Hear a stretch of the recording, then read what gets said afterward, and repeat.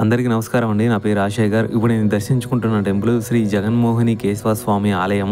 ఈ temple exact location వచ్చేసి రావులపాలెంలో, కరెక్ట్‌గా రావులపాలెం నుంచి 7 కిలోమీటర్ డిస్టెన్స్‌లో ఈ టెంపుల్ ఉంది. విజయవాడ నుంచి అయితే 170 కిలోమీటర్స్. నేను నిడమానూరు నుంచి వస్తున్నాను. నిడమానూరు అంటే కరెక్ట్‌గా ఎగ్జాక్ట్‌లీ 160 కిలోమీటర్స్ వస్తుంది దాదాపుగా. ఈ టెంపుల్ అండి చాలా బాగుండిద్ది. ఎదురు బెదురు ఆలయాలు ఎందుకున్నాయి, అక్కడే శివాలయం ఉంది. ఆ పక్కనే మీకు అయ్యప్ప స్వామి టెంపుల్ కూడా ఉంది. ఈ ఆలయం చాలా పురాతనమైంది. ఈ ఆలయం గురించి పెద్ద స్టోరీ ఉందండి. కథ ఏంటనేది ఒక ఆయన మాటలో ఇందాం.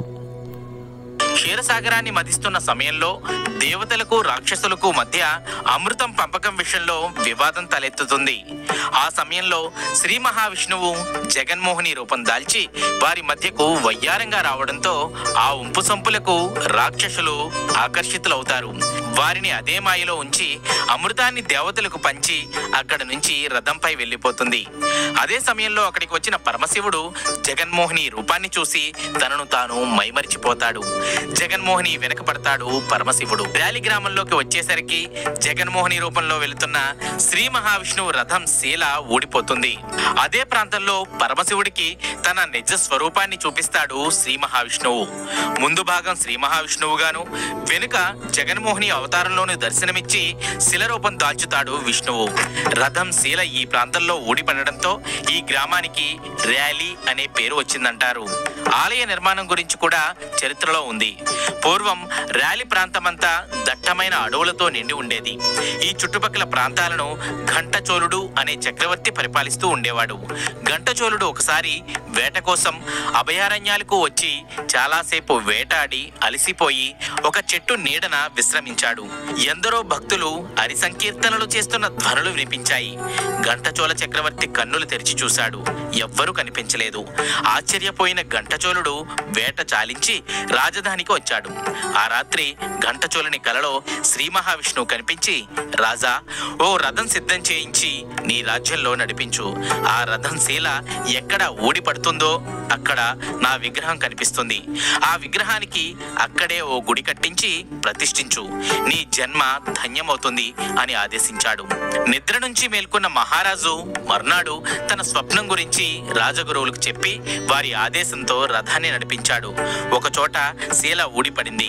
అక్కడ తవ్వించగా జగన్మోహిని కేశవస్వామి విగ్రహం బయటపడింది. మహారాజు ఆ శిల్పాన్ని చూసి ఆశ్చర్యపోయాడు. ఆ విగ్రహానికి ఒక పక్కన శ్రీ మహావిష్ణువు ఆకృతి ఉంటే మరో పక్క జగన్మోహిని ఆకృతి ఉంది. స్త్రీ పురుష రూపంతో దొరికిన ఆ విగ్రహానికి అక్కడే ఆలయం నిర్మించి ప్రతిష్ఠ చేయించాడు ఘంటచోళ చక్రవర్తి. ఆ తరువాతి కాలంలో ఆ ఆలయం ఎంతగానో అభివృద్ధి చెందింది. అదే ప్రస్తుతం ర్యాలీ గ్రామంలోనున్న జగన్మోహిని కేశవస్వామి దేవాలయం.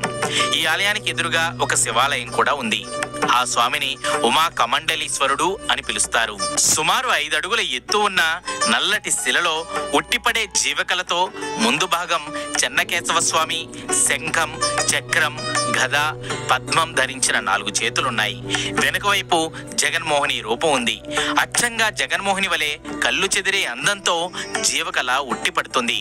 ఆమె సిగ, ఆభరణాలు కాక పద్మిని జాతి స్త్రీకి వెనుక వైపున సహజంగా ఉండే పుట్టుమచ్చ ఈ జగన్మోహిని శిల్పానికి వెనుక భాగంలో ఉండి భక్తులకు చక్కగా కనపడడం ఈ శిల్పం ప్రత్యేకత. స్వామి పాదాల చెంత నిత్యం జలం ఊరుతూ ఉంటుంది. తీసిన కొద్దీ నీరు వస్తూ ఉంటుంది. జగన్మోహిని విష్ణుదేవుని పాదాల దగ్గరే కదా గంగ పుట్టింది. ఈ విగ్రహంలో చుట్టూ దశావతారాలు, శ్రీదేవి, భూదేవి, గంగ, గరుత్మంతుడు చెక్కబడ్డారు. విశ్వ సృష్టికి మూలమైన స్త్రీ పురుషులు కలిసుండే ఈ జగన్మోహిని కేశవస్వామి ఆలయం మన ఆంధ్రప్రదేశ్లో తప్ప ప్రపంచంలో మరెక్కడా లేదు.